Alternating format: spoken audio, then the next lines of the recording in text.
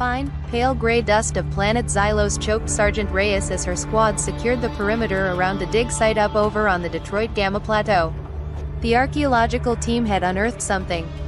According to our intelligence reports, something wrong. The huge black tablet underneath the ground. 40 meters in length and only 3 meters tall, the tablet seemed to be at the entrance to some sort of temple to which the workers at the dig site had only just discovered before we arrived. The black tablet was a structure of obsidian, radiating a low hum that vibrated our bones as we made our steady approach by foot. On the wall's surface, hieroglyphs writhed like living things across their sentence structure. Different shapes and symbols. Animals and beasts of unknown lore. Interestingly, upon the main part of the structure there seemed to be insectoid figures worshipping a darkness of sorts between the stars. Corporal Joey was the first to make the fatal mistake. He reached out with his naked hand and a burst of energy, soft and mellow, rapidly pulsed yellow as it transferred into his hand. Then the screaming started. Joey started clawing at his eyes, his pupils having already been blown wide as the juices poured down his pale white cheeks. He started babbling in a language no one understood.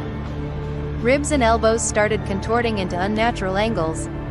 Reyes barked orders to the rest of her squad to get into guard formation, but her voice caught in her throat as she saw the rest of the archaeologists sprout chitinous limbs, their eyes now multifaceted and black. Like that of a spider as they made their slow, contorted approach towards up, the dig had unearthed more than history. It had unearthed a plague. Reyes gave the orders, and the glowing rounds of the pulse rifles tore the monstrous beasts into wood chippings as their several arms snapped like twigs under the night sky. The silence that followed the slaughter was more terrifying than the screams. The dust settled, coating the obsidian tablet and the mangled remains in an eerie gray shroud. But the humming, it hadn't stopped. It had grown stronger, resonating deep within their chests. Suddenly, the ground beneath them began to tremble. Cracks spider-webbed across the plateau as the massive obsidian tablet shuddered.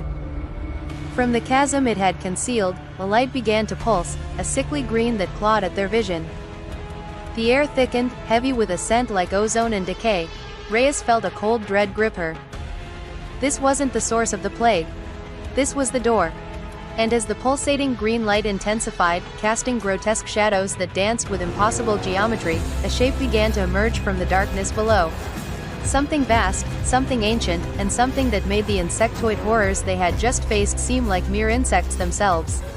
Its form was indistinct, writhing and colossal, but the multifaceted eyes that slowly opened within the green glow were unmistakable and grotesque.